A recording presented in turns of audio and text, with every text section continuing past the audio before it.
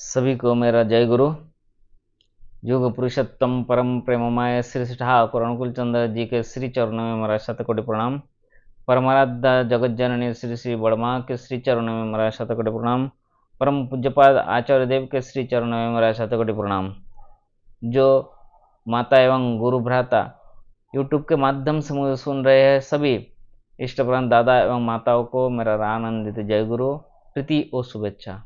आशा करता हूं कि आप सभी लोग ठाकुर जी के आशीर्वाद से अच्छे हैं। आज एक सुंदर सा विषय इस इष्ट प्रसंग के माध्यम से मैं आप तक पहुंचाना चाहता हूं। ग्रीष्मकालीन समय था, संध्या का समय हो गया था। परम प्रेममय श्री ठाकुर अनुकूल चंद्र जी हमेशा की तरह भक्तजनों के साथ बैठकर वार्तालाप कर रहे थे। ग्रीष्मकाल की संध्या के समय श्री श्री ठाकुर बड़ाल बंगला में बैठे हैं। उनके पास कई भक्त लोग हैं। लू चल रही है। 3 युवक तेजी से श्री ठाकुर जी के समीप आए। तीनों काफी क्लांत मतलब थके हुए थे और चिंतित लग रहे थे।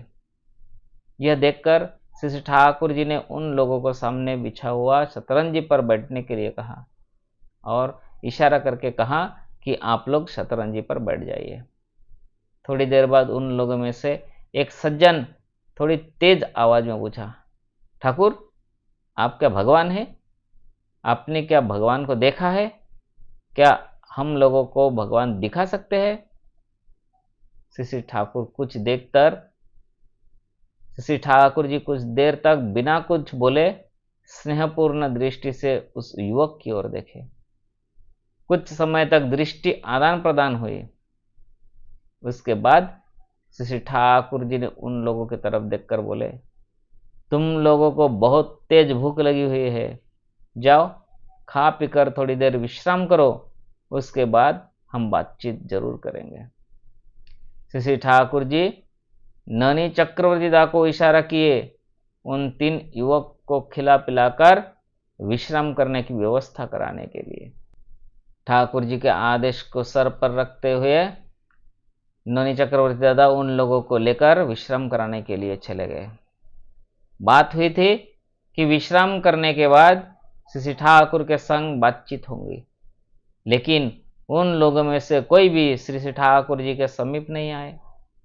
रात्रि में भोजन के समय उन 3 लोगों से मुलाकात होने पर ननिदा ने श्री ठाकुर के समीप नहीं आने का कारण जानना चाहा। उनमें से एक युवक ने कहा, जवाब तो मिल ही गया था, इसलिए ठाकुर जी को क्यों परेशान करेंगे, यह सोचकर हम लोग नहीं गए। श्री ननिदा ने उनके इस सवाल पर फिर से कहा, ठाकुर जी आप लोगों का इंतजार कर रहे थे। अच्छा बताओ तो उनके पास गए बिना आप लोगों को जवाब कैसे मिल गया? यह सुनकर उनमें से एक युवक ने ननिदा से कहा, हम लोग तीनों बांकुड़ा जिला स्कूल के शिक्षक हैं और स्वामी निगमानंद जी के शिष्य हैं। हमारे स्कूल में एक शिक्षक ठाकुर जी के शिष्य है। वे कहते हैं ठाकुर उनके लिए भगवान है। एक मनुष्य गुरु हो सकते हैं, लेकिन भगवान कैसे होंगे? यह बात जानने के लिए कल रात हम लोग यहां पर आए हैं। आने के समय ट्रेन में खाने का कुछ भी नहीं मिला हमें। आश्रम में आने से पहले होटल में खाने लायक कुछ नहीं मिला। सीधे हम ठाकुर जी के पास चले आए। यह सुनकर श्री ननिदा ने फिर से कहा, बात तो सही है, लेकिन आपको क्या जवाब मिल गया? यह सुनकर उस युवक ने फिर से ननिदा से कहा, ठाकुर हमें देखते ही समझ गए थे कि हम लोग काफी भूखे हैं। भूख से हम परेशान हो रहे हैं। सिर्फ मां अपने संतान को भूख लगी है या नहीं यह समझ पाती है। मां के सिवा अन्य किसी सज्जन को आहार विश्राम के लिए इतना ज्यादा चिंतित होते दिखाई नहीं देता है।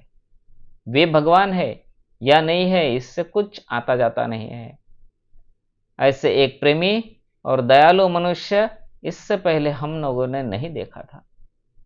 यह साफ बात कहते कहते उन लोगों के आंख में आंसू आ गए थे। ऐसे है हमारे परम दयालु परम प्रेममय श्री श्री ठाकुर अनुकूल चंद्र, जो विभक्त परम प्रेममय श्री ठाकुर जी के स्पर्श में आए हैं, उनके साथ समय गुजारे हैं, श्री ठाकुर जी उन्हें हर बेड़ा पार कर दिए हैं, उनकी झोली हमेशा के लिए भर दिए हैं। श्री ठाकुर कभी अपने भक्त को निराश नहीं करते। जो भी ठाकुर जी के पास आते हैं आनंद से, खुशी से, सुख और शांति से वापस चले जाते हैं। श्री ठाकुर जी अंतर्यामी है, वो हमेशा हमारे सुख दुख के बारे में पता होता है। बस हम उनके शरण में आए, हम उनके नाम ध्यान करें तो हमें उनकी कृपा अवश्य लाभ होगी। कृपा का मतलब है कुछ करके पाना। अगर हम श्री ठाकुर जी के लिए कुछ करेंगे तो ठाकुर जी हमें हमेशा सुख और शांति प्रदान करेंगे। तो आइए हम जब परम प्रेममय ठाकुर अनुकूल चंद्र के श्री चरण में आश्रित हुए हैं, उनके सद दीक्षा लिए है, तो भगवान श्री ठाकुर अनुकूल चंद्र जी पुरुषोत्तम, उन्होंने कलयुग में आकर जीवोद्धार के लिए जो भी हमें मार्ग दिखाया है उस मार्ग पर हम चलने की प्रयास करें। सिर्फ हम चलने से नहीं होगा, हमारे साथ साथ हमारे परिवार के सभी लोग यजन याजन इष्ट वृत्ति स्वस्थ सदाचार जो पंचनीति परम प्रेममय श्री ठाकुर अनुकूल चंद्र जी ने दिया है, हमारे परिवार के साथ साथ जिन समाज में हम रहते हैं अड़ोस पड़ोस के लोगों को, हमारे मित्र परिवारों को भी हम परम प्रेममय श्री ठाकुर अनुकूल चंद्र जी के सत्संग के बारे में कहेंगे।